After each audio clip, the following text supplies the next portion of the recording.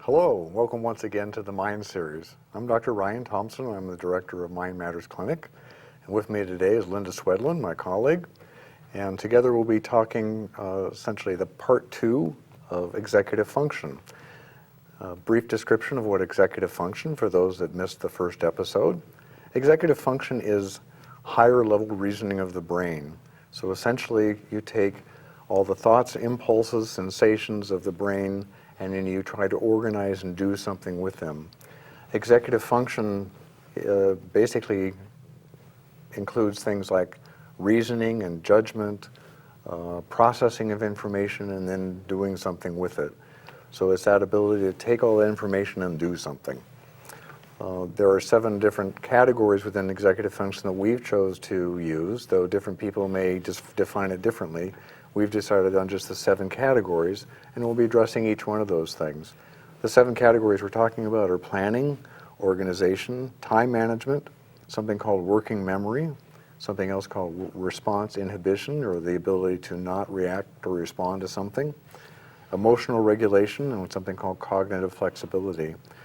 The reason that these things are important to us at Mind Matters is a lot of people who have learning disabilities, attention deficit hyperactivity disorder, or autism spectrum disorders have struggles in these areas. So though this is not a defined diagnosis, executive function problems, it oftentimes describes pieces of the other people's difficulties that we see. So you may see an individual with learning disability or ADHD who has more or less of one of these difficulties, and it gives us a better way of describing what some of those difficulties are rather than just using the term learning disability or ADHD. So what we'd like to be focusing on tonight is what kind of treatment strategies do you have for individuals who have an executive function problem?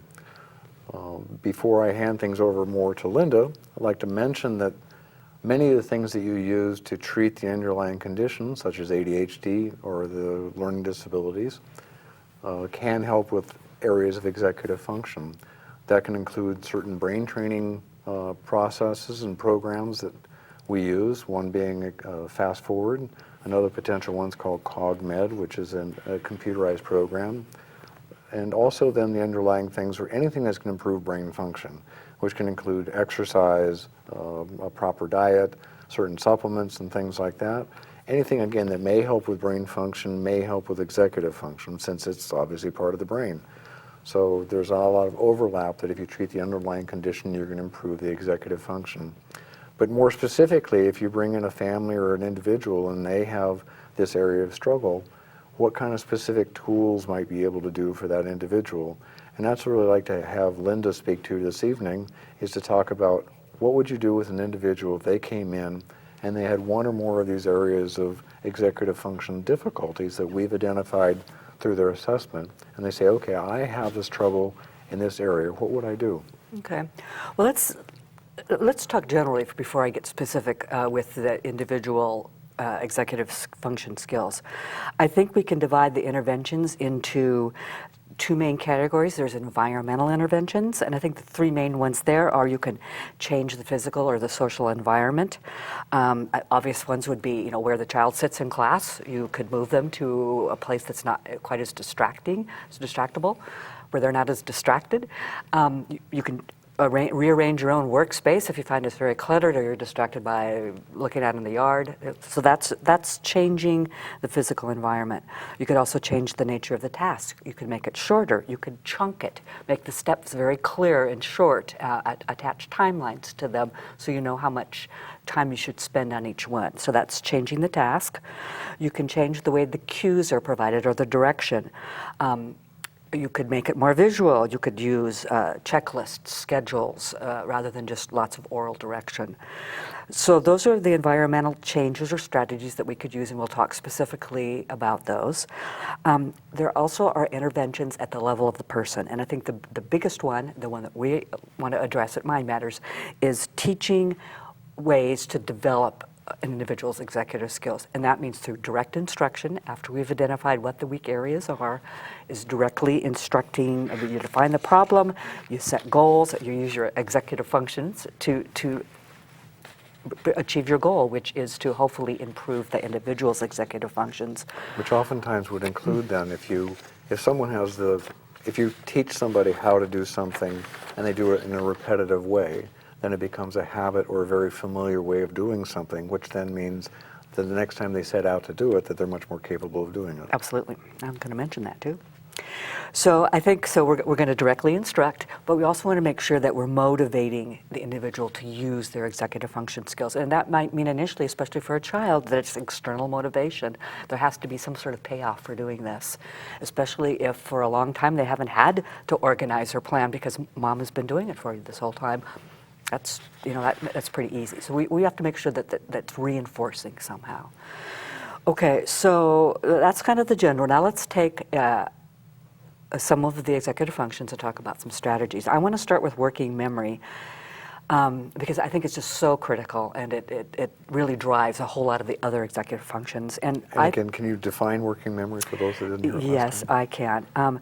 It's the ability to hold information in your mind while you're using that information to complete a task. And you made the analogy of juggling balls, trying to keep them all in the air and not dropping one. So you have this information, and you got to hold it, though, while you're doing something else. So, people that have problems with this, we see it a lot in schools, is multi-step directions given by the teacher, and child starts out and does pretty good, but then even though they understand those directions, they kind of forget what they were halfway through. Or drop pieces of information. They drop pieces, and that means that they have a problem there with their working memory. As we mentioned earlier, the working memory abilities the skills are much better predictor of a child's academic performance than our IQ score. So it's really a critical area that we can work on. I think an important thing to note too is that it develops over time. An average 5-year-old can only hold 1 or 2 pieces in process of information. A 10-year-old, 3 to 4, and a 14-year-old, many more than that. And as they should, because they're going to be moving between different teachers, and then adults to think of all the things you have to juggle in your life. Which is then important also if somebody has something like ADHD or learning problem, they might be able to do okay early on, but as other individuals increase their working memory ability and that individual doesn't, then over time they become more different than the average person. Yeah, good point. And there are 2 types of working memory. There's auditory memory, and that's that where you're silent, repeat the phone number back when you're trying to dial. Mm-hmm. That's you using your auditory working memory. And anytime an individual is expected to follow a multi-step oral direction, they are using auditory working memory skills. And so a weakness there would be, again, losing track midway through and thus not being able to complete that task. Visual spatial is the other type of working memory, and that's kind of like the brain's sketchbook. And what it is it allows you to picture something and keep it in your mind's eye while you're performing some task. We use that a lot when we do math, when we're trying to remember a pattern or a sequence or the location of something. We're using that visual spatial working memory. Okay, so that's kind of what it is. So there are a lot of great strategies out there, and we use them a lot without even thinking about them to support our working memory. If people have areas of weakness, if that's the area of weakness, we have to teach it. And I think one of my favorite ones, in fact, here's one that I made for myself. It's the old Post-it note. Think of the working memory as your brain's Post-it note. Call Gail. Okay? I don't need to store this forever, but I need to store it long enough so I can act on it and complete the task. Okay? I think checklists and to-do lists, again, that's a great way to support your working memory. I was just at Target the other day, and I bought these for $1 in the dollar bins, to-do lists, broken down by the day. I mean, this is great for the whole family to use. This one's things to do around the house. They had a whole series of Don't these. give that to my wife, all right? Okay. These are great. This shows you that executive function is important in everyone's lives, and we can all use some things to support it. But you got to be taught how to use these things, okay? Just plain old to-do lists. I have a big copy of one. I use these with kids all the time. You know, this is, you can write on them, check it off when it's done. There's nothing better like checking that dumb thing off when it's finished, and then reward yourself a bit at the end. Can I do something fun when it's over? Okay, so using checklists is great. You can use pictures with littler kids. And then you had mentioned already too, but I think really helps with working memory is to create routines and rituals out of things. Do it the same way over and over and over again. For example, always put your cell phone in a certain place, and then you're going to know where it is if that becomes a ritual or a routine for you. Using electronic devices such as Palm Pilots, smartphones, etc., with all their tools now are really helpful. It's great. Let's take advantage of that electronic stuff. You can set watches and alarms. I use I'm going to do it right now, all the time. Don't forget to call Mom in 5 minutes. So I push the button and it'll ring, and then I hopefully will remember what it was I was supposed to do. We mentioned those sticky notes, write things down, break things into chunks so that it takes up a smaller slot in that working memory, so you don't have to remember quite so much. Just give 1 or 2 directions, not a huge list of directions, or write those directions down. I think of songs or rhymes or things to help you remember things. We were talking about mnemonic devices, how you learn the parts of the cortex by remembering this big string. Well, my favorite one that I shared was I had to remember the presidents in order when I was in junior high, and I still remember that acronym, at least the first part of it. And the presidents are Washington, Adams, Jefferson, Madison, Monroe. And my acronym was, why are jerks mostly men? And I still remember that. So that kind of stuff can work for people, and it's fun. And it helps, it really does help your working memory, and it's just good to practice. 5 minutes? 1 minute, actually. Mindfulness training has been found to be helpful with adults to help them create a space in that working memory to allow them to focus on a single thought rather than being overwhelmed by all the garbage that's going on out there and going through their minds. So we can help our kids with that too, by just learning to reduce distractions and compartmentalize. So when you're talking about mindfulness, basically it's, again, being able to focus, which means being able to narrow and decrease the number of balls you're trying to juggle in your working memory. If I can take some distraction and say, this is something I shouldn't be considering right now, and I toss it away, that leaves me with less things to consider. And as we were saying earlier in the car, multitasking's overrated. It's not very effective. It's much better to focus your attention and do that one thing well.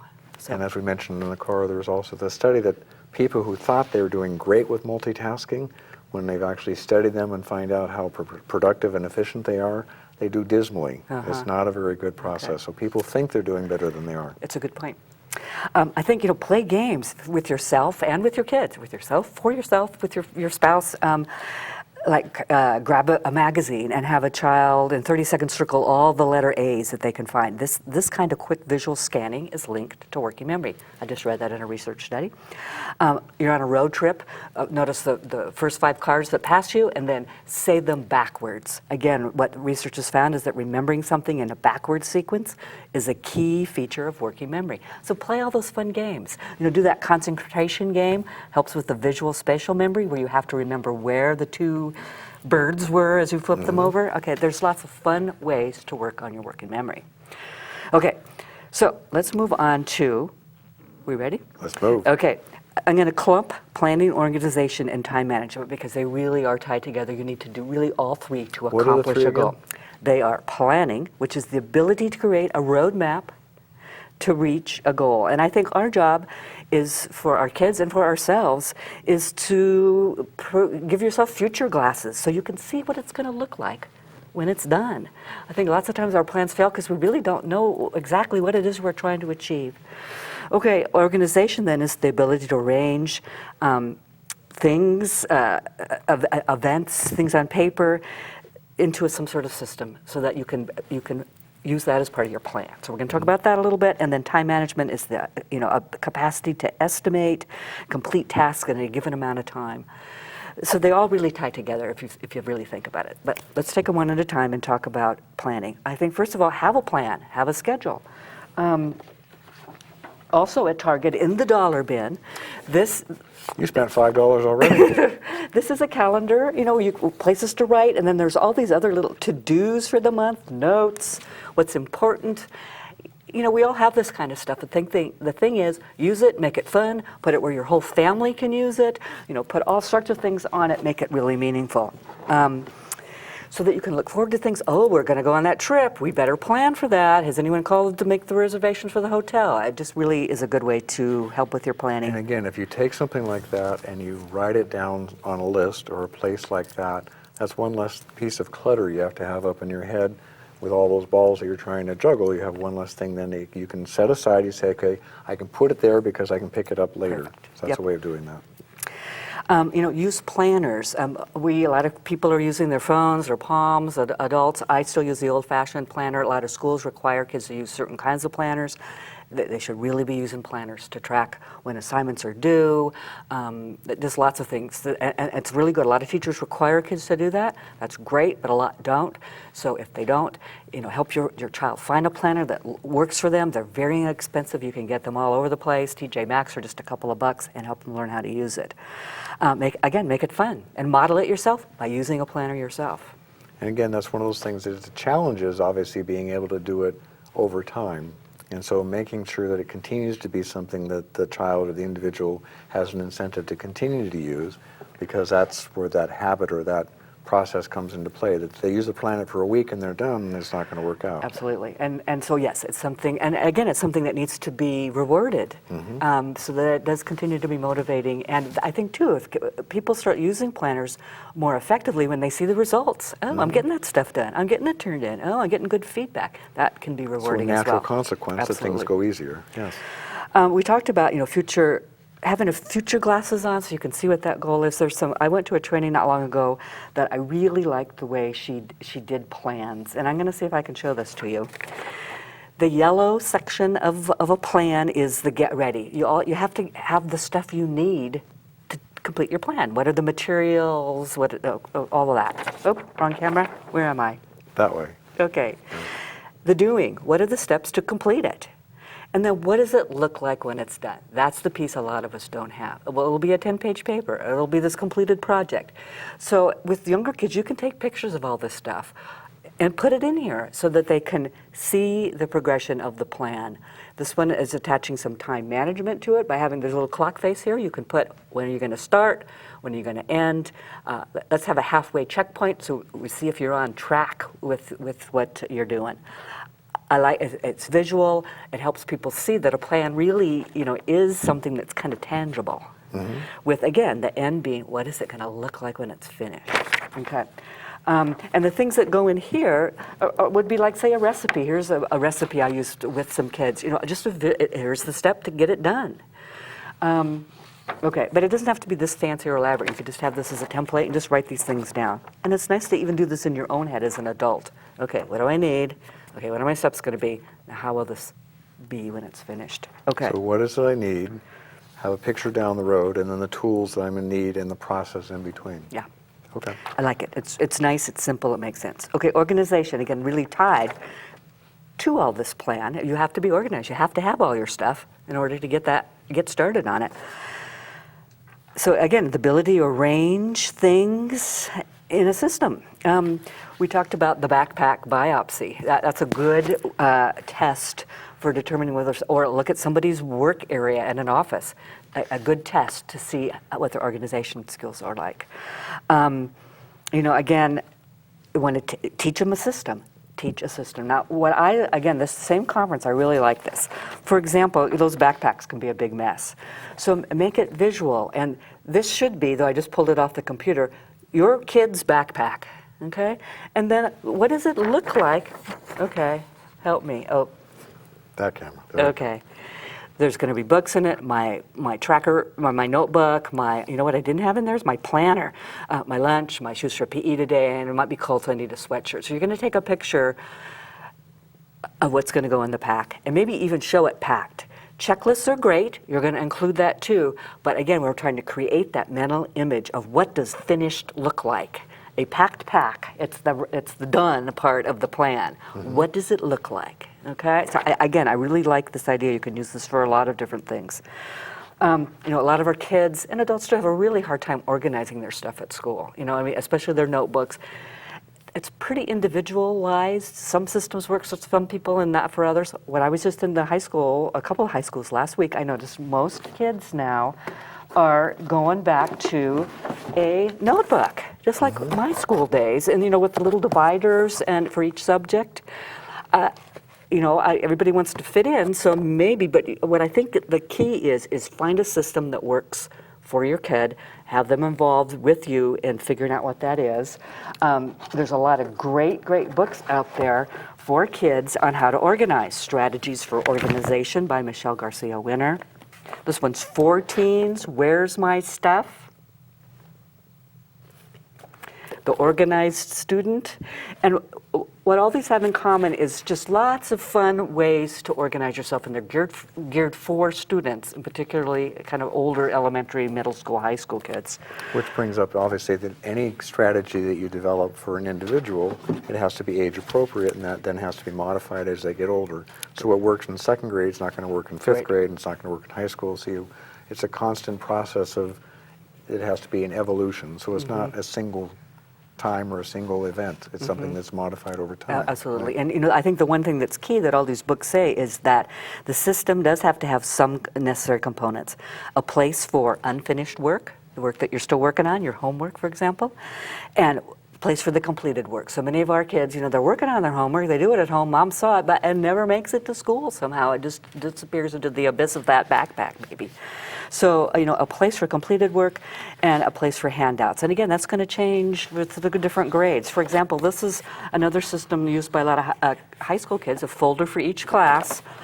Inside, you know, I just labeled this is, you know, work to do, completed work, pretty simple. You could just slip handouts loose in there, just so long as there's a system in place. That's the key. And it has to be easy. Yeah, this is easy. Reliable. Yeah, that's right. You know, I also saw some kids in one of the books recommend an accordion file with little pockets for each class. Those are okay too. You know, easy, something simple, something the kid's going to use, and that they have some buy-in to want to use. I think, you know, we talked about this, or I did in another session we did. Help the kids organize. They can do their own labels. I actually do this in my office. You know, put labels on things. For a younger kid, label where things are to go. This is the underwear drawer and socks, shirts, pants. You could also label things that the cupboards are not supposed to get into, but help them be organized by labeling where things go. Again, some of these things are pretty easy to do, and they can really make a difference. Organize your own workstation at home. Go take a look at it. Do you have what you need? Are you always digging around trying to find a pencil or whatever?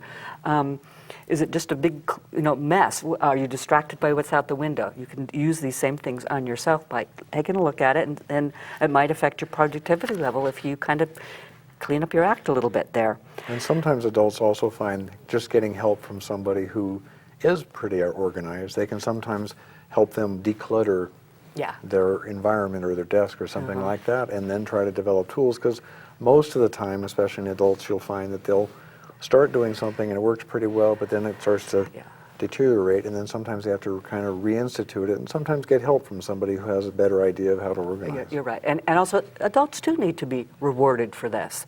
You know, so that's something important to keep in mind too.